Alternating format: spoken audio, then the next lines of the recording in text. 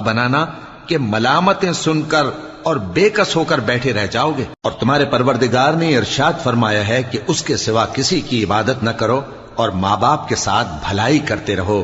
اگر ان میں سے ایک یا دونوں تمہارے سامنے بڑھاپے کو پہنچ جائیں تو ان کو اف تک نہ کہنا اور نہ انہیں جھڑکنا، اور ان سے بات ادب کے ساتھ کرنا، اور عجز و نیاز سے ان کے آگے جھکے رہو اور ان کے حق میں دعا کرو کہ اے پروردگار، جیسا انہوں نے مجھے بچپن میں شفقت سے پرورش کیا ہے تو بھی ان کے حال پر رحمت فرما۔ جو کچھ تمہارے دلوں میں ہے تمہارا پروردگار اس سے بخوبی واقف ہے۔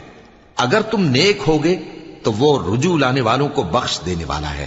اور رشتہ داروں اور محتاجوں اور مسافروں کو ان کا حق ادا کرو، اور فضول خرچی سے مال نہ اڑاؤ کہ فضول خرچی کرنے والے تو شیطان کے بھائی ہیں، اور شیطان اپنے پروردگار کی نعمتوں کا کفران کرنے والا یعنی ناشکرا ہے۔